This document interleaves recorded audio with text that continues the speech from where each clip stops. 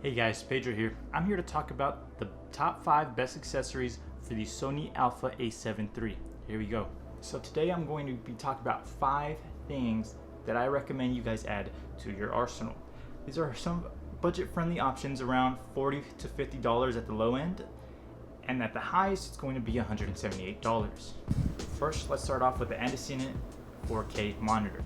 Coming in at a price of $178 on Amazon, this is a monitor that is relatively cheap compared to its competitors such as the small HD monitor. It outputs video in 4K and allows you to film yourself.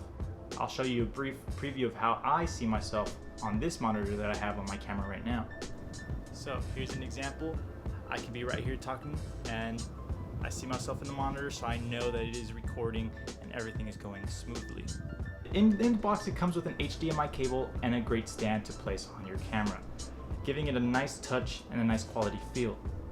Yeah, it has its cons also, coming in with pretty cheap material that feels like if you drop it once, it's probably going to be done after that drop. It also has additional features such as focus peaking, zebras, allows you to flip the screens so that way when you turn it around, you can manually flip it and adjust it to better fit how you are using the monitor. For example, I have it reversed. When I move my hand this way, it doesn't look like I'm moving it to my opposite side. It's not confusing. Another bad thing about this monitor is that the UI is pretty confusing and relatively not that great to look at. But for the price, it is pretty good and allows you to view yourself, and that's why I am currently still using it. So I bought a leash strap along with 4 of these camera anchors for around 40 bucks. It's something that's pretty useful that you can add onto your camera. It's really reliable, it's cheap, and you can also exchange the type of strap you use on it. Some things I like about using this is I can take it off with ease. I don't have to fiddle around, take off the leashes individually. I can just pop it off and pop it back onto that leash.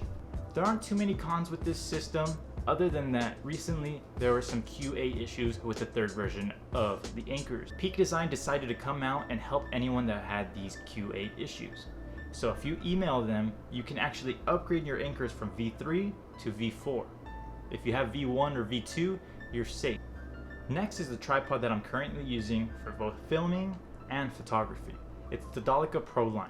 I have the 62-inch, which is the bigger option.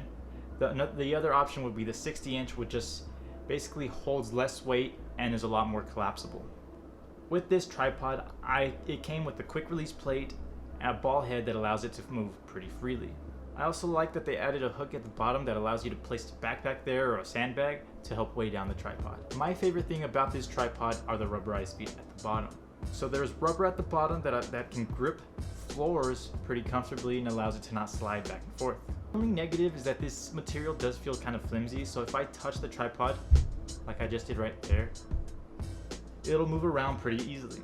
So it's not the sturdiest tripod, but it is pretty affordable and it does do the job quite nicely. I will say this, I contacted Dolica's support system after I lost a certain part on this tripod. They contacted me back pretty quickly and I was able to receive about replacement for that part for about 5 bucks. Next on the list is a cheap and affordable LED light. I'm talking about the AL-M9.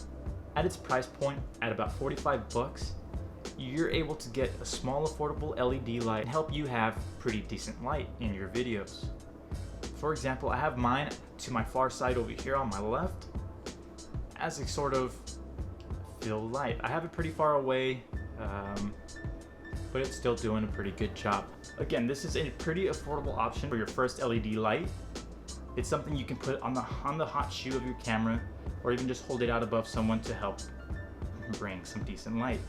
It does come with some gels in the box. I say gels because they're pretty cheap, flimsy, not really gonna offer too much for what you're paying for, but it's something.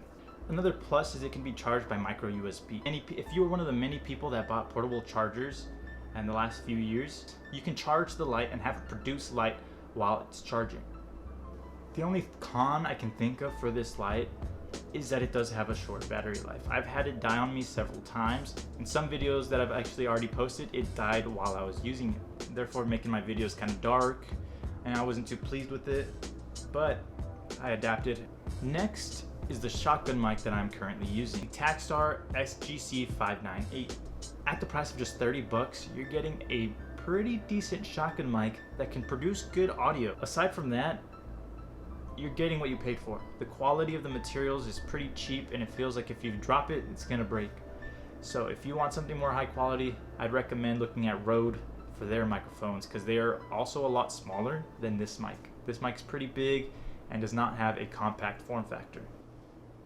Alright guys, that concludes the video. Those are my top 5 best accessories for the Sony a7 Mark III. If you liked the video, please feel free to give it a thumbs up, subscribe, and then I'll see you guys in the next one. Peace.